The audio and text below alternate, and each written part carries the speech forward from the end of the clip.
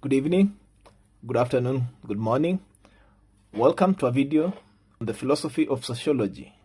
We want to tackle the question, can human society really be studied like physics? To start, I want you to think about why do societies repeatedly produce corruption, inequality, conflict, tribalism, religious movements, revolutions, fashion trends, and even in our time, social media hysteria. Why do entire groups of people sometimes behave in a very predictable ways, while individual beings still remain deeply unpredictable? And perhaps the strangest question of all is, to repeat what we started with, can society itself actually be scientifically studied? That question leads us to the fascinating world of the sociology and its philosophical foundations. We want to deal with what sociology really is. Most people who study sociology or who think about sociology simply think of it in terms of statistics about crime rates, marriage patterns, gender trends, political behavior. But there's more to sociology. Beneath all the data lies a deeper philosophical problem. And this deeper philosophical problem is the question, what exactly is society? Is society a real thing with its own structures and laws? Or is it merely groups of people, collectivities, millions of individuals making personal choices in a certain geography? That question sits at the heart of the philosophy of sociology. In the 19th century, Auguste Comte, who actually coined the word sociology, believed society could be studied scientifically, just like we studied physics and chemistry. He called this approach positivism. Positivism is the idea Positive's idea was simple but revolutionary. We just needed to observe society carefully, collect evidence, identify patterns, discover social laws. Comte believed human society could eventually be understood with scientific precision, like the achievements that have been made in physics and chemistry.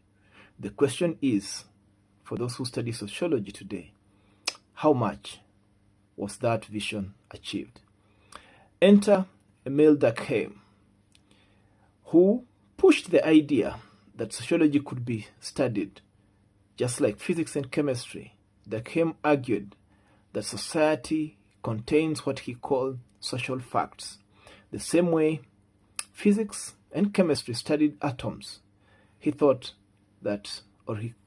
argued that in society there are certain social facts that can be studied. In his view, these are ways of thinking, acting, behaving that exist outside the individual, yet strongly shape the individual's behavior. I want you to think of language, money, religion, moral norms, laws, how these things influence you, and yet you did not invent them. You are born into them. You found them here. And they have such huge influence on your thinking every day. That's what Émile Durkheim believed. Society was not merely a collection of individuals. Society itself became powerful, really shaping human behavior. But not everyone agreed. Enter Max Weber, who argued something crucial. His argument was that human beings are not atoms or chemicals to be studied in the same way we study physics and chemistry. His position was that human beings are meaning-making creatures. If you want to understand society, understand these human beings and their meaning-making behavior, you must understand meanings people attach to their actions. Think of it. Two people may perform the same action outwardly, yet that action mean completely different things internally. Think of one person gives money out of compassion, another gives money for social status. The behavior looks identical, but the meaning differs. That's what Max Weber is talking about when he thinks that human beings are meaning-making creatures. And here is sociology, and here is where sociology now splits into one of the deepest tension. Should society be explained scientifically, like nature, or interpreted through human meaning and experience? That debate still shapes sociology to date. Whether sociology should be looked at as a scientific subject, the same way we study nature using physics and chemistry methods, or should we focus on interpreting human beings, their meanings they put to actions, and their experience? Then there was Karl Marx. Karl Marx introduced another powerful idea. He argued society is not neutral. It is structured through conflict, especially conflict between economic classes. For Marx, institutions, laws, politics, even culture often reflect the struggle over power and material interest. So for Marx, in society there are classes, and those classes are ever struggling. And that's, when we study sociology, that's what we need to be looking at. This perspective still influences discussions about inequality, labor, capitalism, privilege, and political power. And this leads us to another major philosophical question in sociology. Are human beings primarily shaped by social structures that they find in society, or do individuals possess genuine agency to transform society? In other words, do you shape to society, conform to society, or do you have ability to transform society?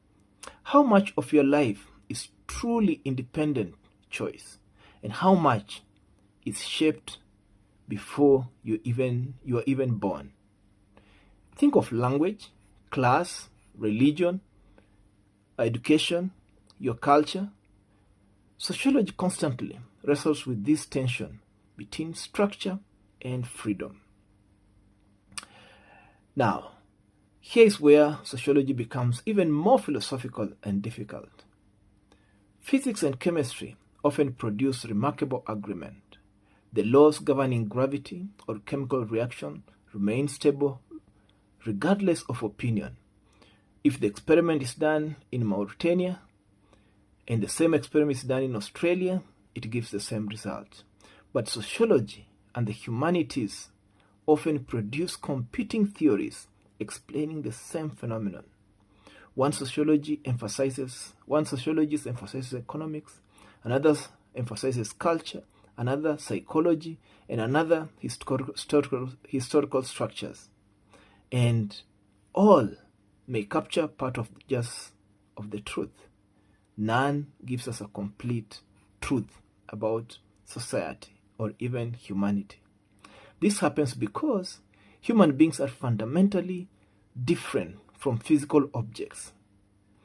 Humans interpret, they reflect, they change behavior, resist observation, and react to theories about themselves. So when a human being knows this is what's being investigated, they're likely just to act the opposite way. So society can even change before people become aware of how it's being studied. That makes human reality extraordinarily elusive. So perhaps sociology can never become identical to physics, not because we lack intelligence, but because its subject matter, human, is infinitely more self-conscious and unstable. Atoms do not interpret themselves. Human beings do. And that makes it very difficult to study human beings. And that makes it very difficult to generate knowledge from sociology.